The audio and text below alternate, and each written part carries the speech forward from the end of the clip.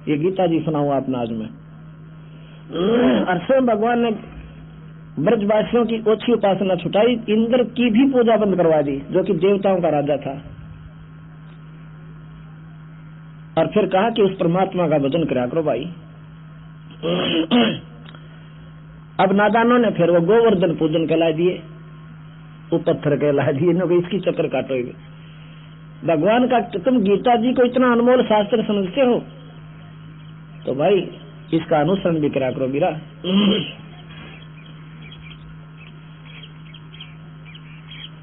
और गीता जी कब लिखी गई थी कि जब अर्जुन ने युद्ध करना मना कर दिया था।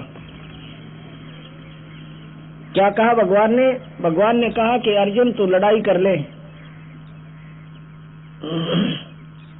ये निरंजन भगवान बोला, उसमें कृष्ण जी नहीं बोल रहे थे। आपको प्रमाण बताता हूं।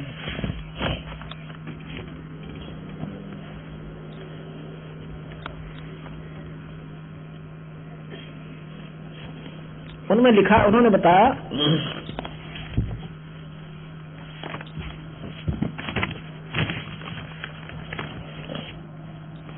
भगवान कृष्ण अर्जुन को बता रहे हैं। अर्जुन ने,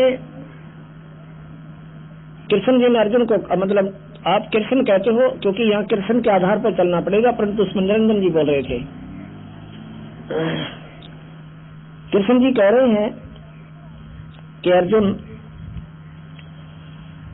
भाई तू लड़ाई करने से क्यों मना करता है? इसलिए कि तू इनको मारकर पाप का भागी होगा। कहाँ जी? अरे भले पुरुष तेरा कोई पाप ना लगे, ये तो मैंने पहले ही मार रखे हैं, क्यों चिंता करे? और बीरा देखो, ये ऐसी बात नहीं कि ये राजा जन पहले को ना थे, और ये भी नहीं है कि आगे भी ना होंगे। इनके तो असंख्य जन्म होंगे, और भाई तेरे भी होंगे। और ये शरीर तो ऐसा है जैसे पुराने वस्त्र त्याग दिए, नए पैर लिए। ये तो इतना ही है, और तुम्हें कोई पाप नहीं लगे तो निष्काम भाव है और लड़ाई कर ले। अर्जुन तेरे मेरे असंख्य जन्म हो लिए, तुझे ज्ञान नहीं, मुझे जानकारी है। और बिना जन्म मरण जीव का मिटा नहीं। कहने का भाव है कि भगवान कृष्ण की बातों का अर्जुन ने कति अमल नहीं किया, और आखिर तक कहते रहते हैं कि देखो जी मेरे तो बस का कौन है। उसने उनके मन के अज्ञान अंधेरे को हटाने के लिए भगवान कृष्ण जी ने क्या कहा? अपना विराट रूप दिखाया। विराट रूप,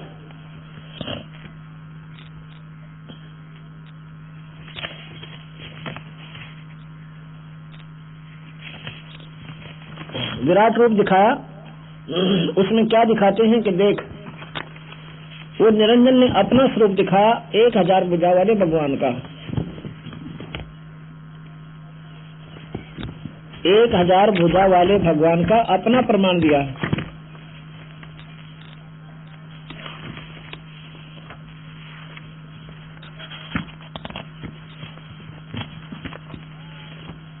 उसमें क्या लिखते हैं?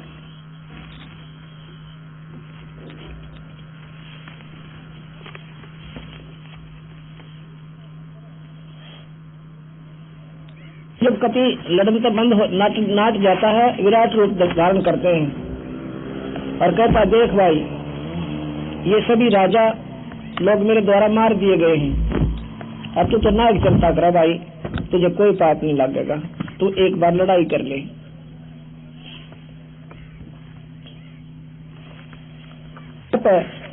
अर्जुन कति नाट जाता है कि जी मेरे बस का कौन है। उसमें क्या करते हैं? भगवान कृष्ण यानी निरंजन उस प्रवेश करके विराट रूप दिखाते हैं।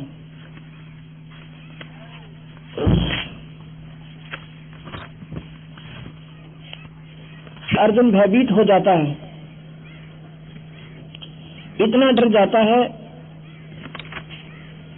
कि कांपन लाग जाता है और कहता है भगवान अपने इस रूप में वापस कर ले, मेरा तो कालजा पाटन हो गया और मुझे डर बहुत लग रहा है।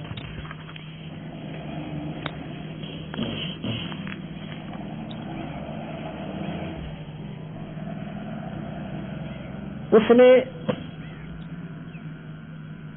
वो क्या कहते हैं भगवान कृष्ण को अर्जुन कि आपके ये पहले ना देखे हुए रूप को देखकर मेरा दिल अति घबरा रहा है और सभी लोग व्याकुल हो रहे हैं।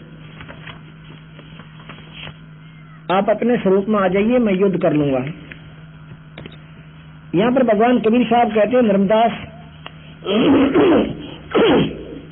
अर्जुन ज्ञान गुण तक को ना माना, वो तो डर गया इतना कि भाई ना लड़ेगा तो यूं मारेगा। इतनी बूंदी शकल देख कर कालजा पाट गया उसका। और देखे सारे के सारे तरजा और द्वेष सब के सब उसके मुंह में समा रहे हैं और बाहर जा रहे हैं।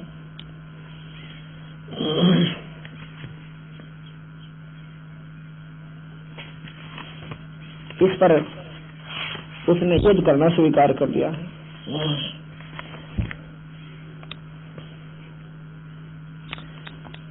गीता जी के 11वें अध्याय के श्लोक नंबर 23, 24, 35, 45 और 46 में निरंजन होने का प्रमाण आपको बताते हैं।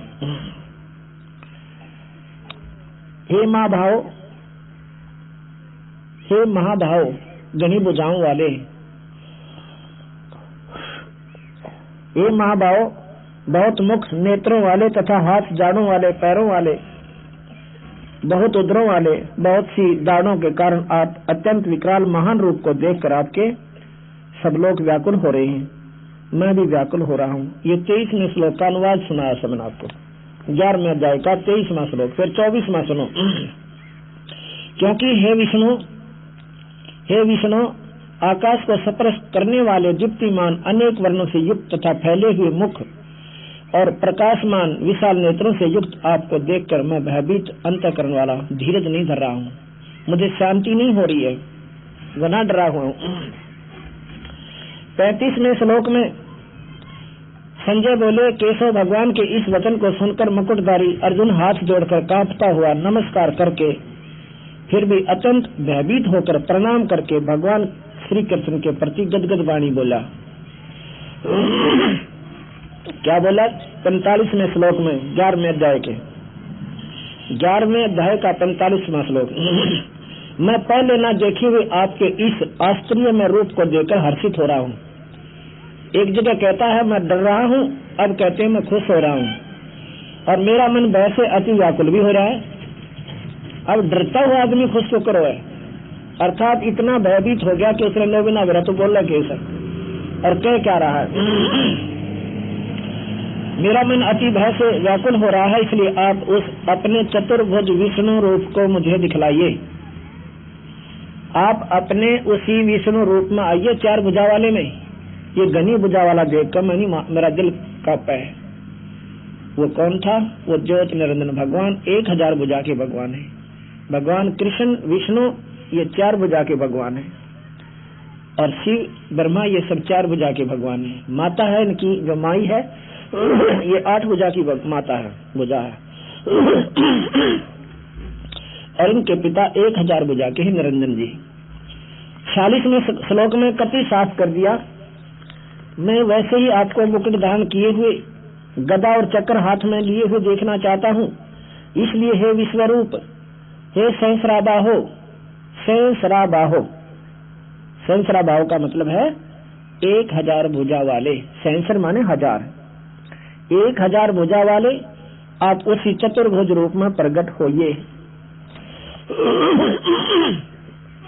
अब ये विचार कीजिए, भगवान कृष्ण की आप शरीर में ज्योत निरंजन प्रवेश किया नहीं, भगवान कृष्ण लड़ाई नहीं होने दो, ये गारंटी की बात है।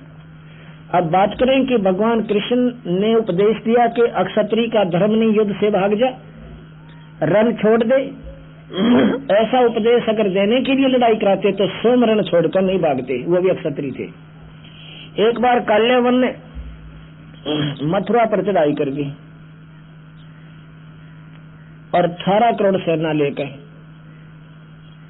कृष्ण जी का दौत नहीं था लड़ाई का, इतने नहीं लड़ सकता था। ये मेरे पास शास्त्र लिखे हुए रखे हुए हैं।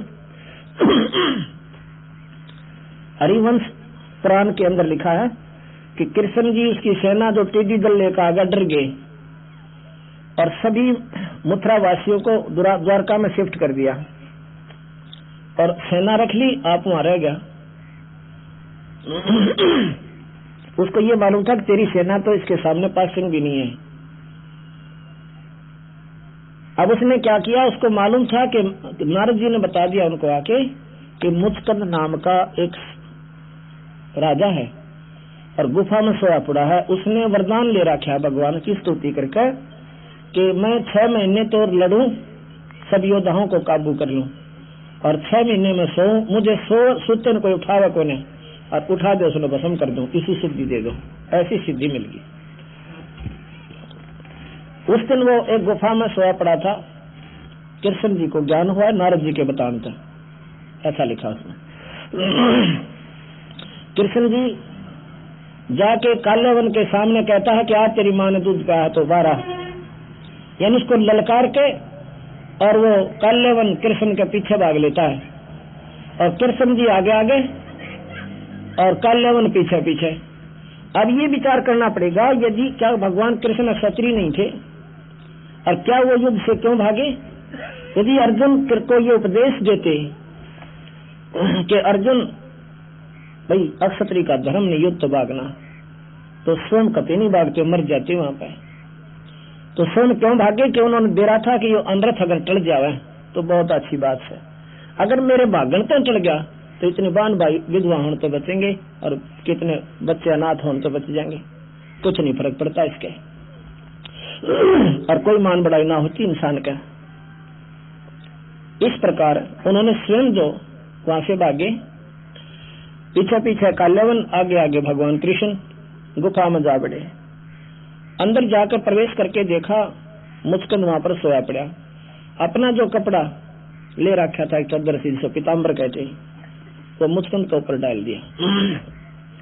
अब काल्यवन ने तो कपड़े की पहचान कर रखी थी कि ऐसा कपड़ा उसके ऊपर है। उसने सोचा ये गुफा में आकर छुप गया, ने सोचा ये अंधेरे में किसी दिखा को नहीं, और कृष्ण जी उस गुफा में और आगे चला गया अंधेरे में। काल्यवन ने जाकर मुचकंद की पकड़ कर टांग न्यों मरोड़ दी, खड़ा हो देखो तो छुप गया आकर। कृष्ण समझ गए। उधर से मुचकंद खड़ा हुआ, आंखों से अग्नि बाण छूटे, ऐसे अंगार से निकले और काल्यवन मर गया, खत्म कर दिया। अब कृष्ण जी ने, अब वो तो क्योंकि सूता उठता था, फिर नींद के नशे में उस आशीर्वाद उस फिर खराटे भरने लग गया, सो गया। उसने मार के मुचकंद को, काल्यवन को मुचकंद। तो कृष्ण जी ने पकड़ कर उसके हाथ काल्यवन के लाश के और घीस लिया गुफा तो बाहर और लाकर उनकी सेना के सामने पटक दिया। राजा मर जावा तो सेना हाथ अपने हथियार डाल देती है थी, ऐसा नियम था। तो उससे काल्यवन मारा गया, सेना वापस चली गई और कृष्ण जी अपने द्वारका में आकर रहने लगे। मथुरा भी छोड़ा इन बेवकूफा के डरते कि रोजाना कभी शिशुपाल चढ़ रहा है, कौन जरा सिंह लाठी ठा रहा है, कदे काल्यवन आ गया, इन बेवकूफा दखल को नहीं, मैं क्यों पागल हुआ इनकी गेला। तो वहां त्याग के उसको अपने वहां पर रहने लगे द्वारका में, नई द्वारका बनाकर नगरी समुद्र में। द्वारिका, द्वारिका एक द्वार की नगरी, चारों तरफ समुद्र, 3 तरफ एक रास्ता था उसमें प्रवेश करने का। उस पर भगवान कृष्ण ने सारी सेना को वहां पर डांट दिया कि मान ले को बुद्धि भ्रष्ट आओगीगा राजा लड़न की खातर तो यहाँ से उनका सामना इकट्ठा कर लेंगे, चारों तरफ से आक्रमण होने तो बच जाएंगे। तो वहां पर बाकी समय भगवान कृष्ण ने व्यतीत किया। अब उसके बाद भगवान कृष्ण को क्या संज्ञा दी गई कि बोलो रण छोड़ भगवान की जय। बता, उस भगवान ने तो जो भी कुछ कर दिया उसकी जय, रण छोड़ भगवान की जय।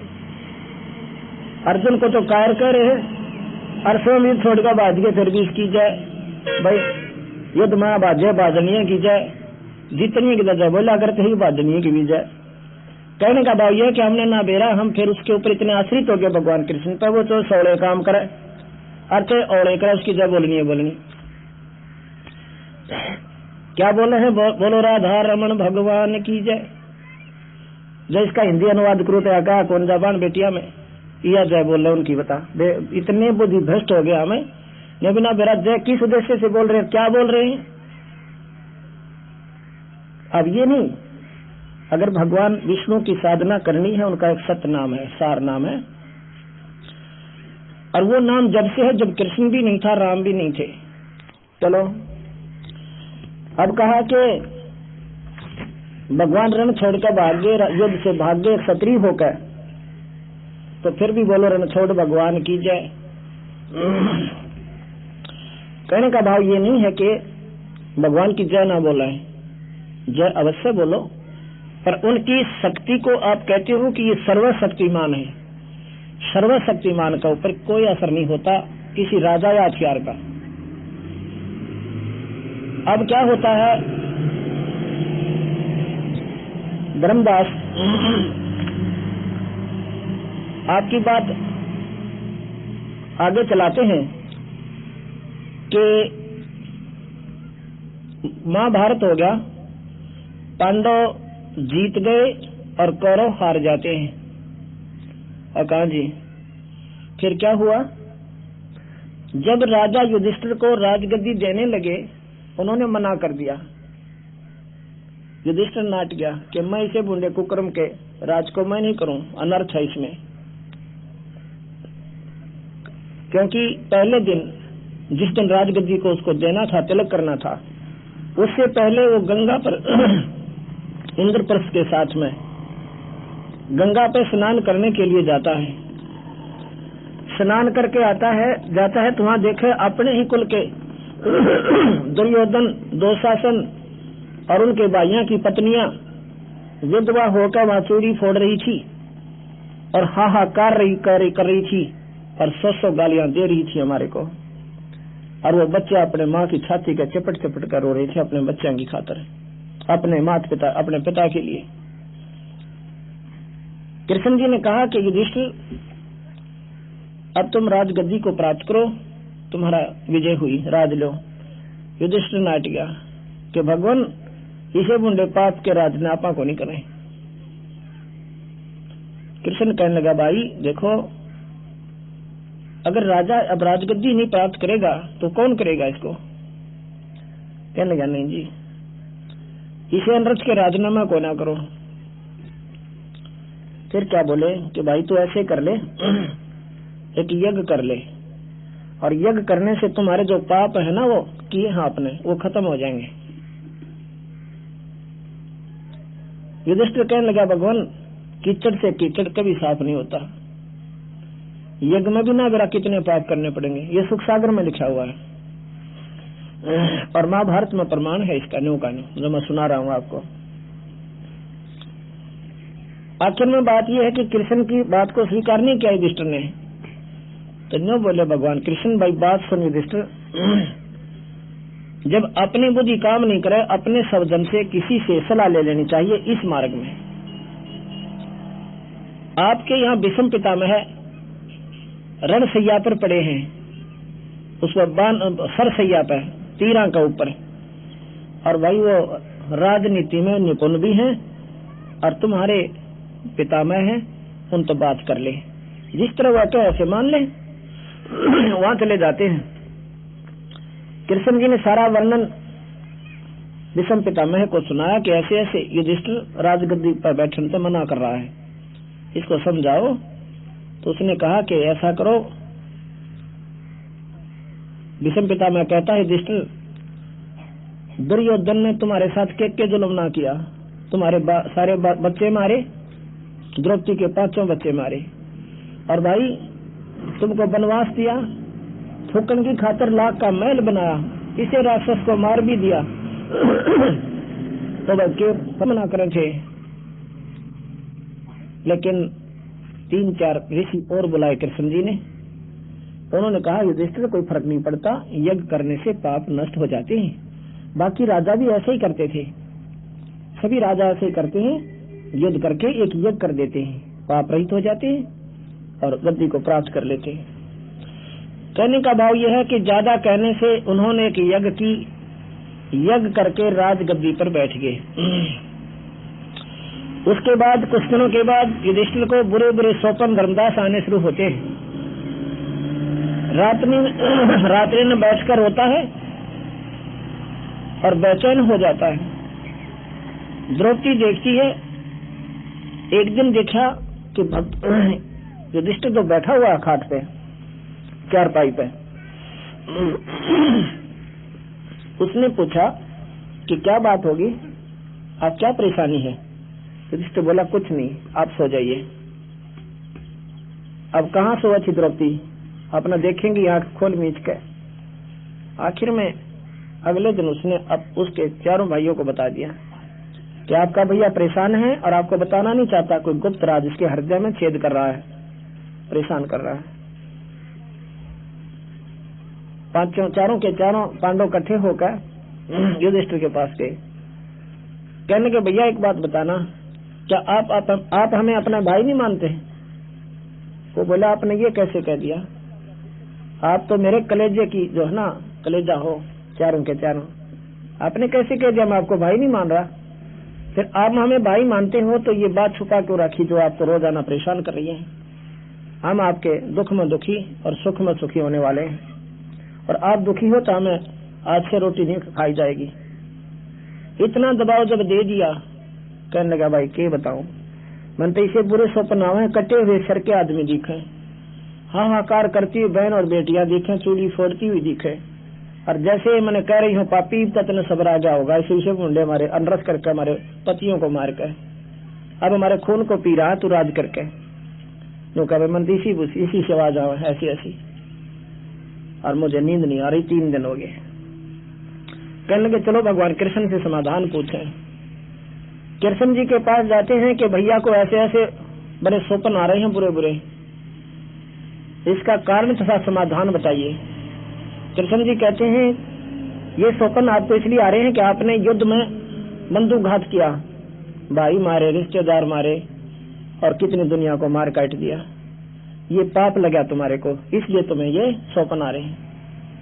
अब अर्जुन की तो सुई वहां पर 100 पर गई थी उसी समय, कि जब तो गीता जी में कह रखा है अर्जुन तेरा कोई पाप ना लगा तो युद्ध कर ले, और अब कह रहे हैं भगवान कि वो पाप तुम्हें सेध रहे हैं, दुखी कर रहे हैं।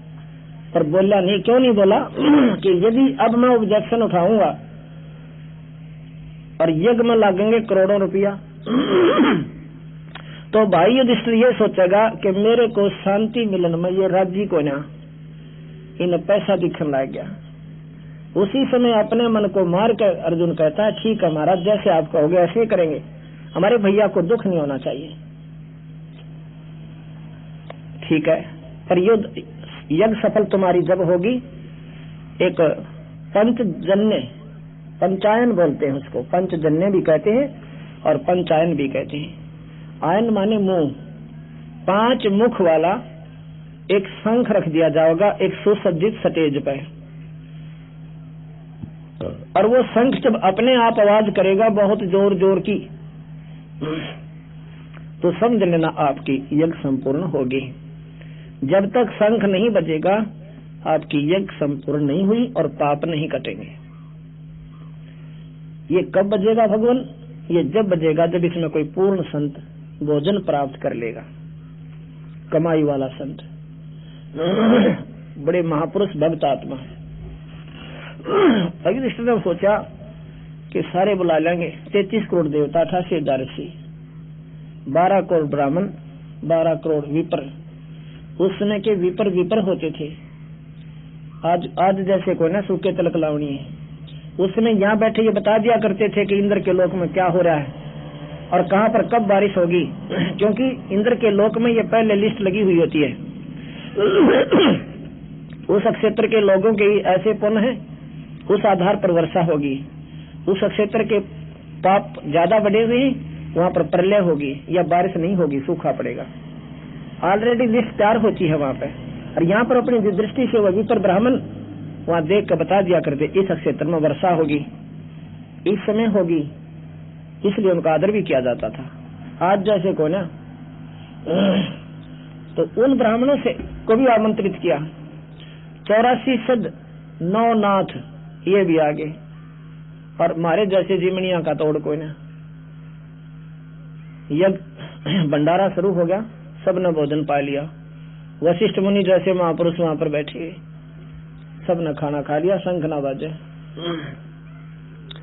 युधिष्ठिर कहने लगा, भगवान हम तो घने पापी है ना, मैं तो पहले कहूं था, हमारे घने पाप हो रहे महाराज जी, इतने जुल्म कर रखे, छोटे छोटे बालक अपनी माँ के अब भी लिपट लिपट करो, हमारा पापा छुट्टी के जाओगा, माँ पापा छुट्टी कब आओगा। उस माँ को, माँ ने भी अपने बच्चों को बचाना पड़ रहा है, बेटा भी छुट्टी को ना मिली फिर आओगा जो मर चुका है।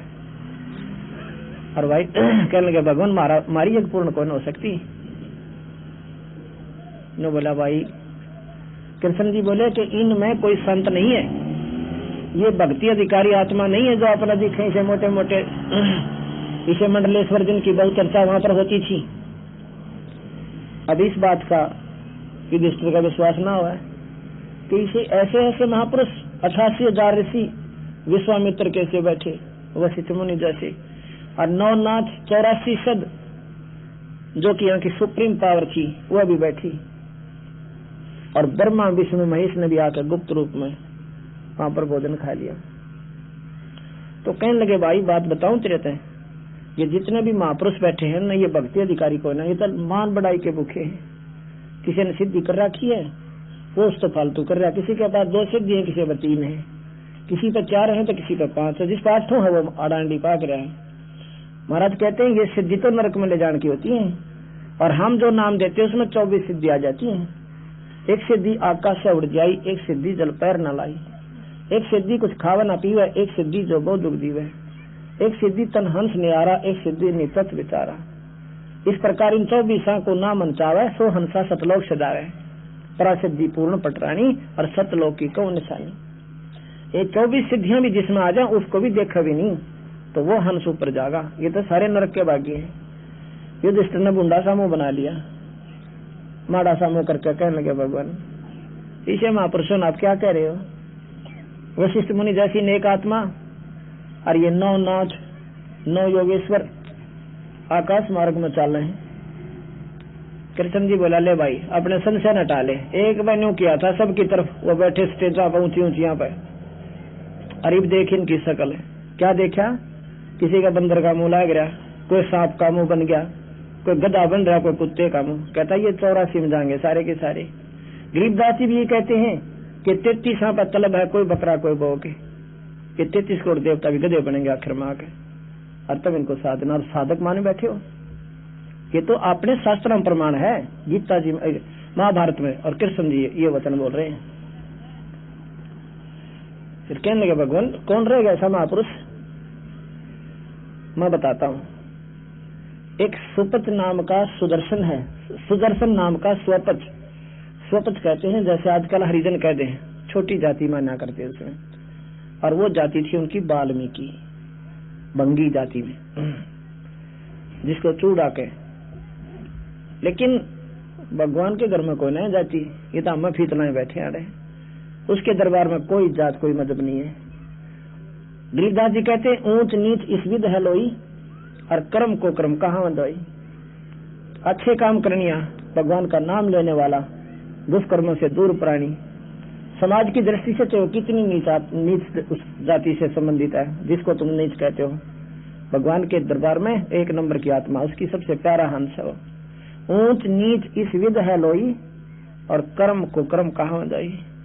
कितनी ऊंच जाति का और बुरे काम करे वो नीच आत्मा से, और जिसमें तुम नीच आत्मा कहते हो, जाति कहते हो, अच्छे कर्म करने वाला हमारे लिए तो छाती का नान जोगा है, ऊंच आत्मा है। तो वो कौन था भाई वो था कबीर साहब का शिष्य, सतपुरुष की भक्ति करने वाले सपत सुदर्शन। अब समस्या होगी कि द्वापर में कबीर साहब कितने तपज्ञ भाई, तो 600 साल पहले हुए थे। कबीर साहब 4 युग में आए हैं, सतयुग में सतसुकृत नाम से, त्रेता में मुनिंदर नाम से, और द्वापर में करुणा में नाम से, जब कलयुग में कबीर नाम से। जब वो करुणा में नाम से आए तो उन्होंने ये बानी लिखी है और ये मार्गदर्शन किया, केवल वो एक व्यक्ति समझ में उसका आयु समय, और उसने तन मन धन कबीर साहब के ऊपर वार दिया, यानी अपने गुरुदेव करुणा में के ऊपर। और सतनाम सार नाम की जाप करता था। उसमें इतनी शक्ति आ गई तो कृष्ण जी कहने लगा, भाई एक महापुरुष रहते हैं ऐसे ऐसे दिल्ली के पूर्व में, उनको लाओ बुला के। युधिष्ठिर कहने लगा, हमने भीम की ड्यूटी लाई थी इधर के सभी महापुरुषों और भक्तों को आमंत्रण देने की, आमंत्रित करने की। भीम बुला। कहने लगे, भाई भीम आप इधर वो एक महापुरुष बताओ भगवान कृष्ण, क्या उसको आमंत्रित नहीं करता है? करा तो था, पर वो तोड़ पचौड़ बोला, और पचौड़ के बोला, मैंने उनसे कहा था कि महापुरुषों ऐसे ऐसे हमने यज्ञ की है और दर्शन दो, आप भोजन पाओ, हमारे घर पे चलो। वो कहने लगा, भीम तुम्हारे नरक के भोजन ने तो वो खाओगा जिसने नरक में जाना होगा, और अपन तो वहां को ना टूक भी ना तोड़े। अगर हमें बुलाना है तो 100 अश्वमेध यज्ञ का संकल्प पुण्य मुझे कर दो, जब तुम्हारी यज्ञ में टूक तोड़ू मैं। इसे बूंदे कुकर्म के अन्न को और खा के कौन नरक में जा भाई। वो बहन बेटियां अब भी उनकी आंसू भी ना सूखी है और तुम रात का भोग भोग रहे हो इसे बूंदे कुकर्म का। भीम अपना चुप कर करने बोला, तेरा मन करता जाइए कि उसने सोचा ये बड़ी बुच्छा के महात्मा होगा और इसे इसे बैठे वहां पर महापुरुष जिसको दुनिया गीत गावे। जो बोला नहाना होता है ना, और नहाना तुम्हें चाहिए।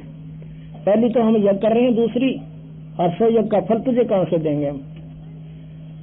चलो भाई कह के मैं तो जिन्नू आ गया। और ने बोला वो तो गलत इतना बोला, अगर आपका डरना होता ना कूट का हूं मैं। भीम इतने मोटे दिमाग का था, ने बोला मैं तो आपसे डरू था, नहीं तो न गड़का हूं। ऐसा बूंदा बोला, ने बोला थारे तो पाप के भोजन में कौन खावे। कृष्ण बोला, भले पुरुष। कृष्ण जी कहने लगे, तेने बोलने का भी सूर कोई ना, संतां के प्रति इतना गंत बोला करे, ये विचार भी तुझे दुख दे देंगे जो संत के प्रति तेने इतना माड़ा विचार लिया है। वो परमात्मा है भाई, और भले पुरुष ने मेरे को आगे बताना था, इसका समाधान करते कुछ ना कुछ संत को बुलाने का। ने बोला जी ठीक सर। कृष्ण जी बोले, पांचों मेरे साथ चलो नंगे पैरा, और साथ में छठे भगवान, छेहू के छेहू उस गरीब की झोंकड़ी के ऊपर और जाकर प्रणाम करते हैं लंबी लौट के। भगवान कृष्ण मादी नहीं बहुत है लंबे लौट के, क्योंकि वो सतोगुनी है, विष्णु अवतार है, उनमें मान बढ़ाई कोई ना। वो भक्तों के प्यारे बहुत से, पर वो काल से बहुत दबे हुए हैं, वो बात न्यारी से। लेकिन अपने ये स्वतंत्र राज्य में बहुत नेक आत्मा है, बहुत दयालु भगवान से, और बहुत ही अच्छी मतलब साथ देते हैं भक्तों का, दुष्टों को गढ़ देते हैं। तो वहां जाकर नम्रता पूर्वक लंबी दंडोत प्रणाम की। तो जब कृष्ण जी ने दंडोत प्रणाम की तब पांडव कितने थे, उन भी सारे के सारे दंडोत प्रणाम करना पड़ा। तो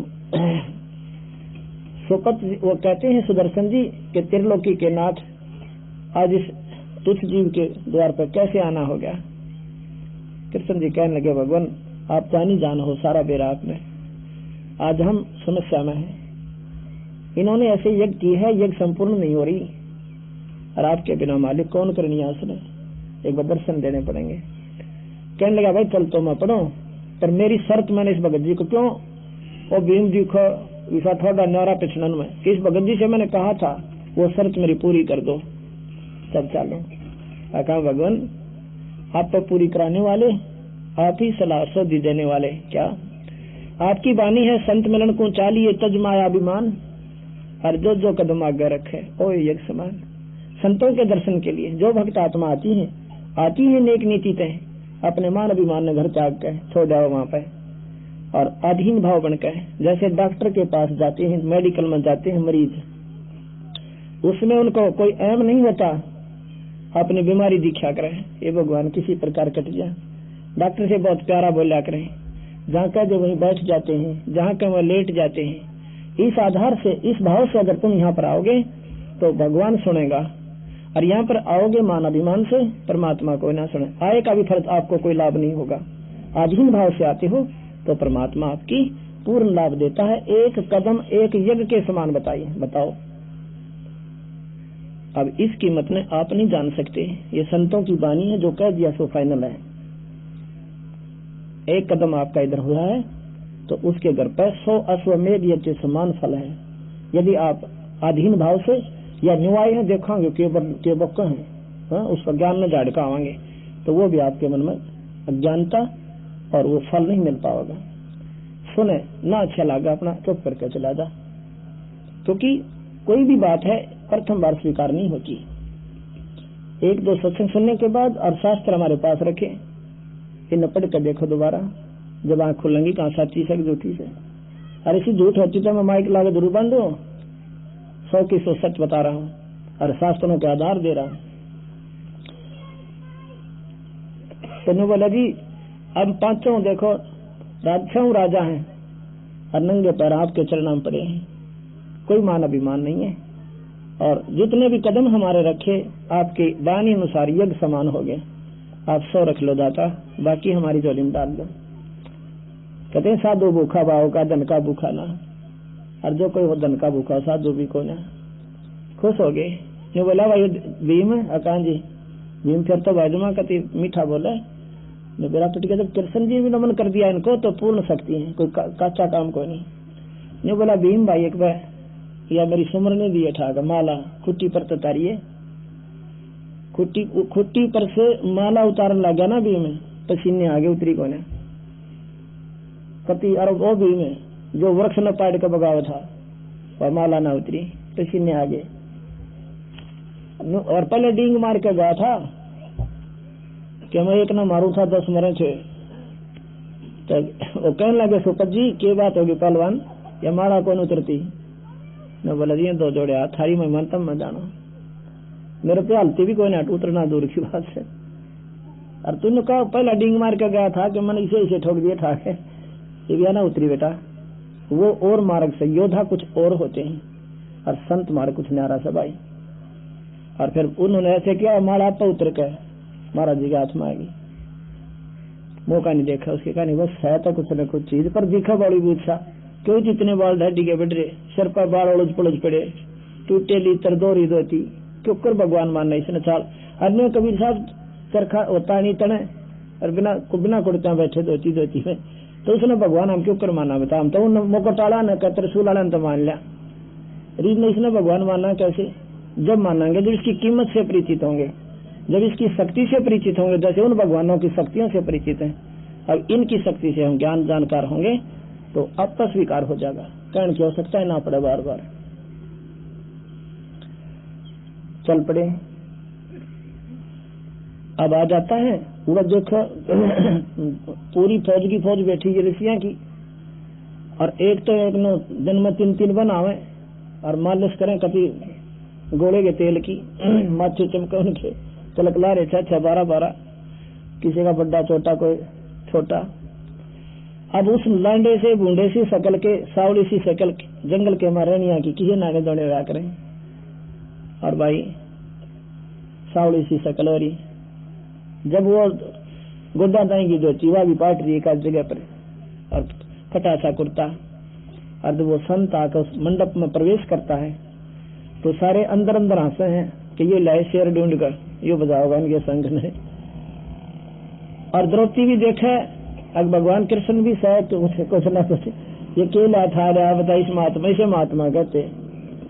कृष्ण जी के पास द्रौपदी के पास कृष्ण जी जाकर कहने लगे बहन ऐसे काम करे, बढ़िया भोजन बना दे, इस महात्मा थारी यज्ञ पूर्ण होगी। अब भाई चलो, और खाना तो खिलाना ही होता है, पर मन में तसल्ली कती नहीं थी कि इस तक ऊपर बाजा की जब इसे मंडलेश्वर बैठे यहाँ पर इतना सुंदर भोजन बना दिया कि इस महात्मा ने तो घास तोड़ कर खाया होगा, आंगड़ी चाटेगा। इसी बढ़िया भोजन बना देती हूँ और आप पर प्रसन्न होगा। द्रौपदी ने क्या किया कि 36 प्रकार के भोजन इसे सुंदर सुंदर कटोरिया में डालकर नारे नारे और थाल में परोस कर महात्मा के सामने रख दिए। क्या किया सुपत जी ने, सुदर्शन जी ने, उसने सोची आज तो ये मन बड़ा उस्ताद है, आज ये बिगड़ जाएगा जो ये नारे नारे स्वाद कर लिए थे। मैंने तो कल फिर पाते डॉक्टर का साग खाना भाई अपना ईद क्यों ना इसके मन कर दूं काम। वो सारे के सारे सब्जी मीठा सब इकट्ठा कर लिया, होगा जहाँ होगा वहीं पे। अब वही सा भोजन कितना नहीं खाया, क्योंकि खाना बनाने वाली का एक विशेष ख्यास होती है, कुदरती बात से होनी भी चाहिए। अतिथि आता है तो उसके लिए वो विशेष भोजन बनाती है कि कोई नो ना कहे इसी फूड थी नून बिना गिरना आया, यानी 10 जगह जागा तो कहीं बड़े अच्छे घर की लड़की थी, वह बहुत बढ़िया भोजन बना रखा था, सूर वाली थी। और कोई नो कह दे भाई इसमें तो नमक थोड़ा सा है, उसका सारा खून जल जा रहा है बेचारी का। क्यों नून का भी सा हिसाब है, कोई बिना खाओ कोई थोड़ा खाओ, यू सेट नहीं हुआ था। तो उसका नो हो जाकर देख इसने भोजन बिसरा दिया मेरा, तय बता की कमी बन गई थी, मन तो बहुत अच्छा बनाया था, उसका जल टूटे। तो संत कभी नहीं कहते जो मिल गया खा के और सराह करें वाह बेटी ऐसा भोजन तो हमने कदे देखा है कोई नहीं, उसका मन राजी रहे प्रसन्न रहे। तो उसने वो इकट्ठा करके खाया। और द्रौपदी ने बोली अपने मन में सोचा कि सब सीने के में खाने का बिना बेरा बता किसके संग बजाओगा। तो संग संग तो पाछा देखा, पहला तो अपने सराहन की बात देखा थी मेरा सराह होगा, पर वो दोनों काम बिगड़ गए। उसने वो खाया, जब मुंह में डाला शंख बजा, दूसरी बार फिर खा, फिर भाग्य बाद बजा, तीसरी बार फिर बजा, 5 बार में वो सारा सामान खा गए महाराज जी, 5 ग्रास किए। और 5 बार वो शंख वहां रखा अपने आप आवाज कर गया। युधिष्ठिर लग गया कूदने, अक महाराज जी हो गया काम, शंख बज गया। वो कहने लगा, कृष्ण जी बोले भाई अभी बजा नहीं है, ये तो इतना जोर से बजेगा इसकी तो स्वर्ग तक जनकार जागी और इस पृथ्वी के कन कन पर सुनाई देगा। अब युधिष्ठिर कहता गढ़ो पानी पड़ गया, अब यो कट्या रोग भाई ये वो ढूंढना पड़ेगा कि तो कोई शंख बजानी है। कृष्ण जी कहने लगे, युधिष्ठिर जी बोला जी मैं बताऊं था मेरे जैसा नीच आत्मा नहीं मारे, हमने इतना कुकर्म कर रखा, बता शंख बाजा क्यों करे, इतने अनाथ कर दी बहन बच्चे और इतनी विधवा बाण कर दी, ये शंख को ना बाजा। कृष्ण जी बोला भाई बज जाता का, पर द्रौपदी की मरोड़ काट है यो, द्रौपदी के मन में खोट रह रहा है, इसने सीधा करा ये संत। मैं बोला द्रौपदी तो रे ना बेबे बहन आका जी तू सच ही बताते ने क्या सोचा इस महात्मा के बारे में। न बोली जी क्या बताऊं, बस मैं ये मन भी पक्का है, 1 मिनट में तो रहना के सोच जाते। मैंने ये सोचा कि इस नरभागन इस बूढ़े से खाना भी ना आणता, बता किसके संग बजाओगा, कम से कम भोजन तो नारा नारा खा लेता यूं। न बोला बात सुन ले, कोई भी समागम करवाते हो ना आप, ये धार्मिक अनुष्ठान करवाते हो, नखरे नहीं करा करते, कोई कैसे खावे अपना खान दे तो क्या नहीं करते, संतना पाप के बागी होते हो, अपनी मर्जी क्यों रोटी तो खानी है अपनी खागी, तुमने देना था अपना परोस दिया, तुम्हारा भाव तुम्हें मिला, इन्हें किसी प्रकार खाओ। और कहते तुमने सोचा ये हलवे पूरी तने खुआ का एहसान कर दिया, इन्होंने एहसान किया तेरे घर पर खाने का। एक संत के जमान का 68 फल तीर्थ के फल बराबर फल होता है, और अपने घर में सब खा के सोवे, कदे ने सोचा तेरी ये गोई तो ये भूखे सोवे थे, आड़े खाया ना के अपने घर पर सब वाली सूखी खा के सोते हैं, और तने ये के नखरे दिखाएगा, मैंने सा बढ़िया भोजन बना दिया। और 5 का 30 बुंडे से महात्मा के बुंडा दिखाई, 3 लोग इसके बाल के बराबर भी कोई ना। कृष्ण जी कहते हैं ये 3 लोग इस महापुरुष के बाल के बराबर भी कोई ना, और तो इसने बुंडा सा कहे ये पूर्ण परमात्मा है। अब अमरता के ना करता, और कृष्ण जी का हुक्म तो लास्ट एंड फाइनल हो है। पांव पकड़े हाथ जोड़े, हक महाराज जी माफ करियो मुझ पापड़ में गलती होगी मेरा पैर, पांव तो होने लगी वह धूल भरे पैर जो टूटे टूटे लीतर थे, और उनमें तो धूल जारी चोटी ताई, और वो पैर खुद कृष्ण जी ने और द्रौपदी दोनों अंधे दो का पैर, और द्रौपदी ने बोला पीस ने, द्रौपदी उस चरणामृत को पीने लगी, भगवान कृष्ण ने बोला कि बान आधा मन भी दे दिए, इसे महापुरुष का चरणामृत किस किस पावे, आधा द्रौपदी ने पिया आधा भगवान कृष्ण ने पिया। गरीबदास जी कहते हैं उस चूड़े का चरणामृत लिया वो कृष्ण चंद्र कर तारा, वो कृष्ण भगवान ने उस चूड़े का 5 के पिए। हमने चूड़ा ला रखा पर वो परमात्मा की हंस आत्मा थी, वो पूर्ण परमात्मा थी। साहेब तेरी बंदगी से जीव हो जा जगदीश, और अंत कोट ब्रह्मा हो रे अंत कोट हो ईश। इस परमात्मा की भक्ति से, सतपुरुष की भक्ति से ये जीव भी उस परमात्मा के तुल्य हो जाता है उस सार नाम सतनाम की भक्ति पे। जो ही उन्हें पिया पानी चरणामृत, वो शंख अखंड बाजा, इतना जोर की आवाज होती है कि काफी दूर तक, स्वर्ग तक उसकी आवाज जाती है। अब क्या होता है, युधिष्ठिर को स्वप्न आने बंद हो जाते हैं। कुछ दिनों के बाद भगवान कृष्ण के पैर में एक बालिया नाम के धीवर ने, शिकारी ने, और तीर मार दिया। तीर कैसे मारा? भगवान कृष्ण एक वाटिका में घूम रहे थे दोपहर के समय, और घूमते घूमते वहां पर सो जाते हैं। अच्छा, आराम विश्राम के लिए अपनी बिछा के तदर्शी लेट जाते हैं, और वहां पर अपने पैर के एक पंजे को और दूसरे घुटने पर ऐसे रख लेते हैं, जो पंजा सामने हो जाता है पैर का ऐसे, और उस पंजे में एक पदम लगा हुआ था भगवान कृष्ण के। वो पदम इतना चमकीला पदार्थ होता है जैसे रात्रि में बिल्ली की आंख चसा करें। इससे ज्यादा, यानी अगर बंद कमरे में अंधेरे में रख दिया था, वो पंजा खुला छोड़ दिया था, तो वो पदम जो है ट्यूब जितना रोशनी कर देता है, इतना चमकीला था। और था वो ऐसा अंडे के समान गोल गोल सा यहाँ पंजे में, और फिट था ऐसे जैसे खाल में आंख ला रखी, ऐसे भगवान के वहां पर पदम था। लेकिन वो रात में ऐसे चमका था जैसे बल्लभ चमका करे दिन में, और था वो दुर्मटा में वृक्ष की टहनियां नीचे नाई हुई थी। और उस शिकारी ने सोचा कोई मृग बैठा, मृग की आंख समझ कर, और सारा दिन घूम लिया था, को शिकार मिला को नहीं, तीर ठोक दिया। अब मृग से इसके आसपास तो होगा, के सारे ठोका, वो पंजे में डाला गया। लागते भगवान तड़फन लग गया। उसने सोची तो आदमी मर गया, भाई जुल्म हो गया, आदमी मर गया, मृग के आस पास बैठा होगा। वहां जाकर देखा मुकुटधारी एक राजा तड़फन लाग रहा। उस समय भगवान कृष्ण ने भगवान को ना माना था, राजा क्या करते, भगवान मानते थे शिशुपाल कैसे क्यों लड़ते, कालावन कैसा दिमाग खराब था भगवान के लड़े। उस समय तो उसको आदमी राजा माने थे, अब जाए पाछे भगवान माना उसको।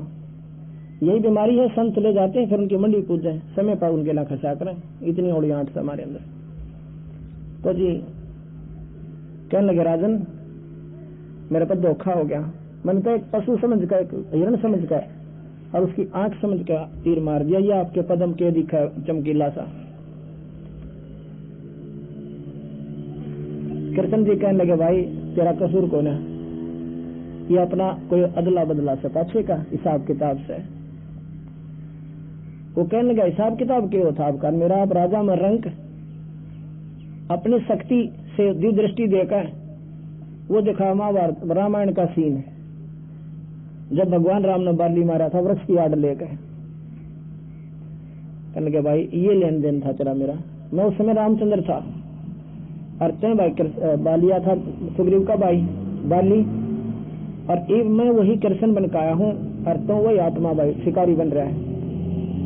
मैं अपना बदला दे साला, पर एक काम कर दे तो मेरा, क्या केवल 5 पांडवों को मेरे पास भेज दे, पर एक काम करिए उनको नो ना बता दिए उनका तीर लाग गया, और नो बेरा कट गया ना, तीर तूने मारा है तो फोड़ देंगे, घेर कर मार करेंगे जानता। तो एक बार न्यू कह दिए कि तुझे भगवान कृष्ण अति याद कर रहे हैं और उनका कोई तकलीफ है, और उस वाटिका में लेटे हुए, और न्यू कहकर पाछा पर कहना देखिए भाग जाइए। अच्छा जी, उनको पूर्ण विवरण देकर कि ऐसे ऐसे भगवान कृष्ण आपत्ति में है, उनका कोई चोट लगी हुई है, आपको याद कर रहे हैं, अति शीघ्र जाओ। 5 के 5 भागे गए। वहां जाकर भीम अर्जुन कहते हैं, भगवान आपको किसने घायल कर दिया? उस नीच का एक बार मुझे पता बता दे, उसके परिवार तक खत्म कर दें, ये कर दें। कृष्ण जी बोला, मन ने ना मेरा कौन मार गया, तुम आराम से मेरी बात सुनो, जो होनी थी वह होली। मैं जा रहा हूँ अपने लोक को, स्वर्ग लोक में, पर बीरा तुम मेरे सबसे प्यारे हो, तुम्हें एक विशेष बात बताना चाहता हूँ, जो स्वीकार करोगे तो। अगर जी वाह कोई बात है, इतनी स्वीकार कर ली आपकी, ये क्यों नहीं करेंगे कि तुम 5 के 5 हिमालय में चले जाना, वहां पर तप करना, अपने शरीर को खत्म कर देना। अर्जुन कहने लगा, महाराज जी कारण तो बताओ, अब तो राज करने का समय आया था हमारा, अरे कहते वहां जाके इसमें फूक दो, खत्म कर दो शरीर को। अर्जुन कृष्ण जी कहने लगे, भाई बात बताऊं, तुमने जो पाप करे थे ना महाभारत में, वो पाप दुख तुम्हें घने दुखी करेंगे और उनको अपने ढीले कर जाओ, इस शरीर को कष्ट देकर। वहां पर कबीर साहब कहते हैं अर्जुन नहीं डटा। कहते हैं भगवान गीता जी में आपने क्या कहा था कि तेरा कोई पाप ना लागे अर्जुन, तो मैंने सारे मार रखे। मैं पहले नाटुन था इस जुल्म को करने से, आपने जबरदस्ती करवाया मेरे तय। फिर यज्ञ करवाई के पाप नहीं लागेंगे, राजगद्दी पर बैठे। फिर बूंदे सौपन आए, फिर यज्ञ किया कि पाप वो सेध रहे। मैं उस समय नहीं बोला। क्यों नहीं बोला? कि भाई के दुख का कारण था। अगर मैं बोल पड़ता तो युधिष्ठिर 100 बात सोचो, नहीं मैं तो आपके उड़े कहना हो रहा था। और फिर आप कह रहे हो कि आपने वो पाप सेधे, वह गीता जी का ज्ञान कहाँ गया आपका? ने बोले भाई बात सुन ले युधिष्ठिर, क्या नाम है अर्जुन, भाई कुछ भी कहो, या थी होनी, ना तेरे बस की थी ना हमारे बस की, ये तो होना ही नहीं था। और मन ने भी ना बेरा, ये कुछ हो गया और किस प्रकार करवा दिया। तुम कहते हो मन ने करा दिया, मेरा तो याद भी कोई नहीं। अब ये कबीर साहब कहते हैं वह होनी कौन करानी वाला, जो कृष्ण के बस की कोना और जो अर्जुन के बस की कोना, उस होनी में लिखनी है कौन सा, उसने करवाने वाली शक्ति फिर कौन से? वो कोई और शक्ति है, वो ज्योत निरंजन है। अब भगवान कृष्ण ऐसी स्थिति में पड़े थे, अंतिम सांस गिने थे। उस समय वैसे दुश्मन भी हो उसको भी बुंदा नहीं बोला जा सकता, कुछ नहीं कहा जा सकता। युधिष्ठिर बोला, गणे नहीं बोला करके संता आ गए और बात सुन, और इतनी कहकर अर्जुन चले जाते, कृष्ण जी शरीर त्याग जाते हैं, चले जाते हैं अपने स्वर को, और कहेंगे देख लियो भाई थारे सलाह बने तो यो काम तुमने करें सरेगा। युधिष्ठिर बोला कि जब इनकी इतनी बात मान ली, या भी मान लेते हैं, ये हमारे भले में थे, बुरे में कोई ना थे। ठीक है, यह होनहार थी भाई होगी, इस होनहार ने कराने वाला कौन है, ये विचार करना पड़ेगा। ये वो सनातन परमात्मा है, वो ज्योत निरंजन है, जिसको ब्रह्म की संज्ञा दी जाती है। और देवी भागवत पुराण के अंदर माता कहती है कि मेरा और सनातन परमात्मा का तुम हमेशा ध्यान रखा करो, मैं और वो एक ही हैं। अर्थात ये पति पत्नी है और ये तीनों उनके पुत्र हैं। ये राधा का अवतार धार कराते हैं। उसके बाद चारों पांचों पांडव हिमालय चले जाते हैं। चारों पांडवों का शरीर खत्म हो जाता है। युधिष्ठिर का शरीर खत्म नहीं होता, एक पंजा पंजा गलता है, क्योंकि उसने झूठ बोला था। अश्वत्थामा हिते नाम था हाथी का, और झूठ बोल दिया कि ये नहीं मालूम आदमी था पशु था। वो लकमासी कहेगा, क्योंकि द्रोणाचार्य ने कह दिया था कि अगर युधिष्ठिर कह देगा ना मेरा बेटा मर गया तो सच्चाई मान लूंगा, सारे वांडन का नाम मानो। कृष्ण ने भी नाटेगा द्रोणाचार्य अब तो झूठा गना है, अगर युधिष्ठिर कह देगा तो मैं मान लूंगा कि मेरा बेटा मर गया। जब कृष्ण ने कहा तू बोल दे झूठे एक बार, युधिष्ठिर बोला मैं ना बोलू कभी भी। कहने का बोलनी पड़ेगी तो अनर्थ हो जाएगा, ना तीसा कसूत आ जाए, क्यों करे बात नहीं पड़ेगी, सारा मारेगा और पुत्र योग में पागल हो जाएगा, लड़ा को नहीं द्रोणाचार्य। जब ने बोला मैं तो एक अश्वत्थामा हाथी का भी नाम था। क्यों भाई युधिष्ठिर बता क्या वो मर गया? अश्वत्थामा हिते, पर मन फिर बाद में कहता है भाई पशु आदमी। उसने सोची साची तो भाई ठीक, तो युधिष्ठिर ने कह दिया फाइनल बात है। अब उस झूठ के और मरा नहीं था, वो झूठ बोल दी, उसके बदले में उसका पंजा पंजा गया। फिर आगे की ओर बताऊं धर्मदास ने, अभी तक तो न्याय सोची होगी, यहीं तक फैसला होगा नहीं। चारों पांडव नरक में ठोक दिए इस पाप के, महाभारत के पाप आधार पर युधिष्ठिर को नरक में डाल दिया। लेकिन उसको थोड़े दिन के समय के लिए, उसका थोड़ा पाप था, वो फिर बाहर काटे। युधिष्ठिर जाके अपने पिता के पास, धर्मराज के पास कहता है, पिताश्री कि हाँ भाई मेरे भाई कहाँ है? कि कौन भाई तेरे? मैं तेरा बाप, तो मेरा बेटा। ये चारों पांचों यहाँ पर पिक्चर बनाने खातिर आए थे स्मृत मंडल में।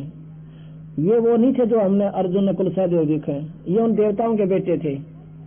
अर्जुन था इंद्र का लड़का, देवराज इंद्र का पुत्र था, और भीम था पवन देवता का बेटा,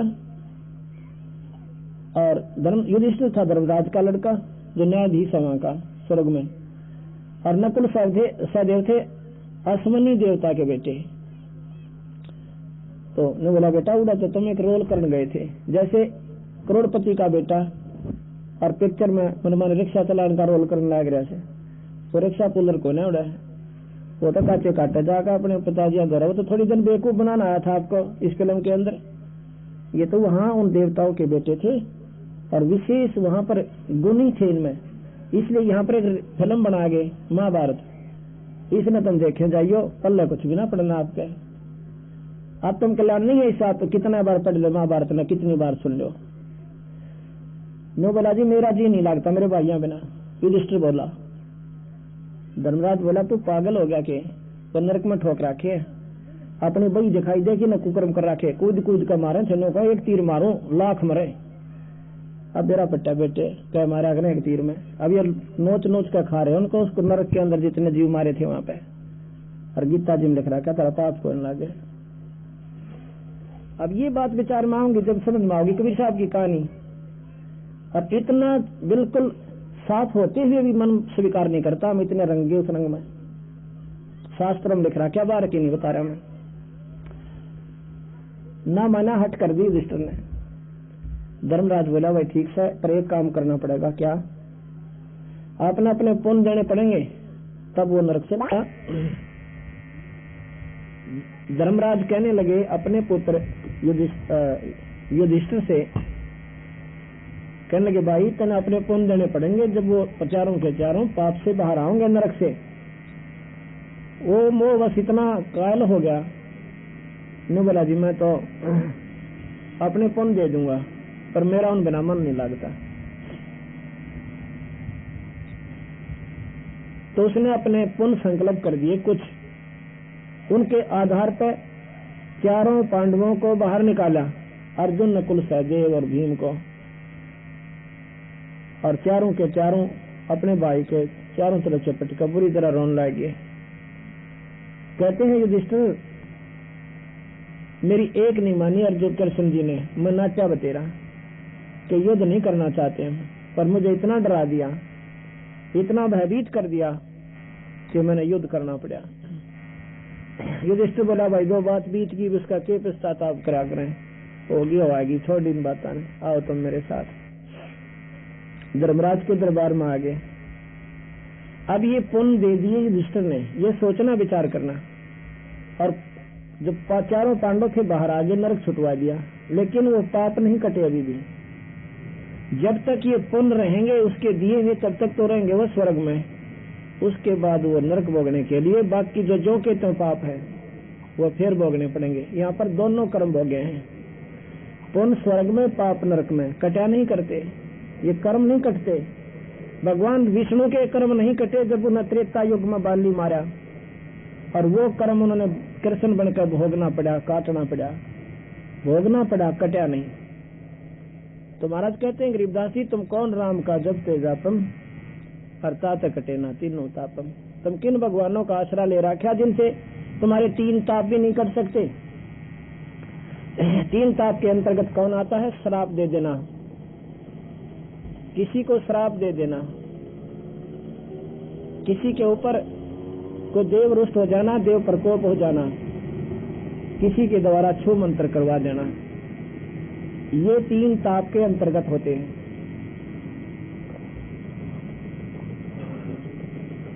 अब भगवान कृष्ण अपने श्राप को भी नहीं काट सकते, भगवान विष्णु तो दूसरे के क्यों कर काटेंगे? कैसे? एक बार नारद जी को अभिमान हो गया कि मैंने माया जीत ली, अब मैं काबू माऊं को ना। अपने पिता ब्रह्मा के पास गया, पिताजी मैंने माया को जीत लिया, अरे को ना उमेश पंगे पांडे को ना शादी करवाऊं